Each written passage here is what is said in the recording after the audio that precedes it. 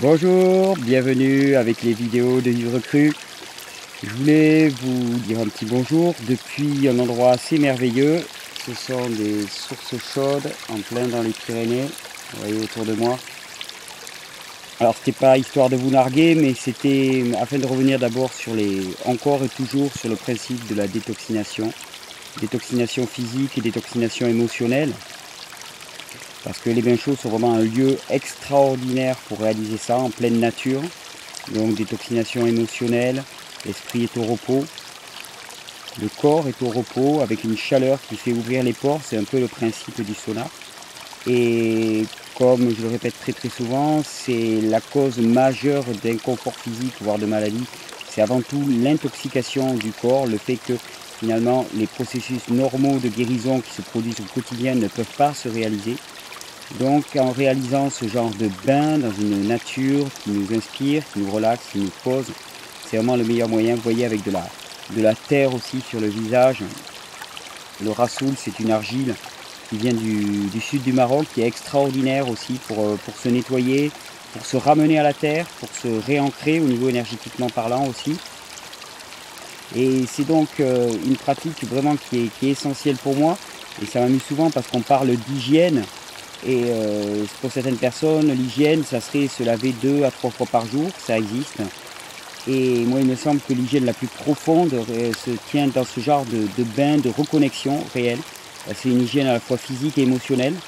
Et moi, en tout cas, c'est ce qui me porte, c'est ce qui me nourrit, c'est ce qui me ramène. Et il me suffit d'y aller une fois tous les 15 jours et c'est largement suffisant pour assurer toute une toilette émotionnelle et physique. Donc voilà, des bains chauds, un cadre idéal. Je vous fais un petit panoramique.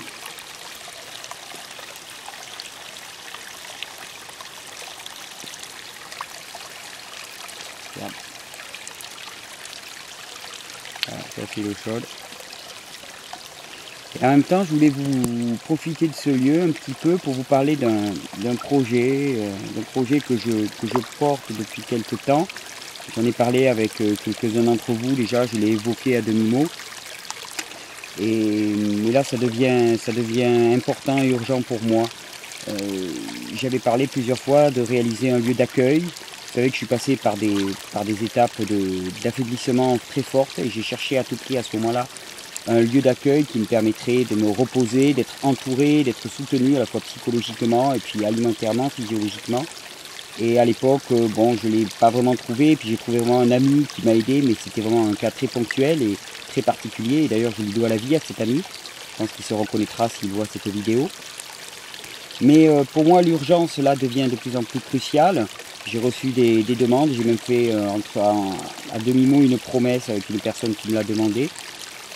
Donc voilà, je voulais témoigner devant vous de ma volonté, de notre volonté, parce que je ne suis pas seul là-dedans, de la volonté de manifester comme ça un lieu d'accueil où des personnes pourraient venir se reposer avec un soutien psychologique et physiologique, des conseils, quelque chose d'adapté, quelque chose d'accessible à tous aussi, une petite structure très simple, mais avec beaucoup d'humanité, beaucoup de cœur, j'ose le dire, beaucoup d'amour, c'est un petit peu mon approche, c'est ce que j'essaye de partager. Donc ça fait manifester comme ça, c'est un petit peu aussi une forme de pensée créatrice. Alors bon, souvent le mot de pensée créatrice est assez galvaudé, on pense que c'est une façon de dire, voilà, je matérialise exactement ce que je veux.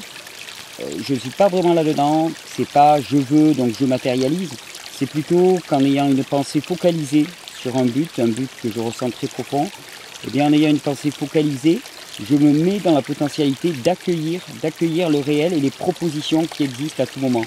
Et s'il y a vraiment un accord entre mon désir et la réalité, alors à ce moment-là, je serai en possibilité de le voir. Je crois qu'il faut un désir très fort pour arriver à réaliser des challenges dans nos vies. Et donc c'est en ce sens-là que je comprends la notion de pensée créatrice. La pensée créatrice, hop, pardon, excusez-moi. Voilà, ouais. Il y a une chute dans l'eau, mais ça va. J'espère que ce ne sera pas trop flou.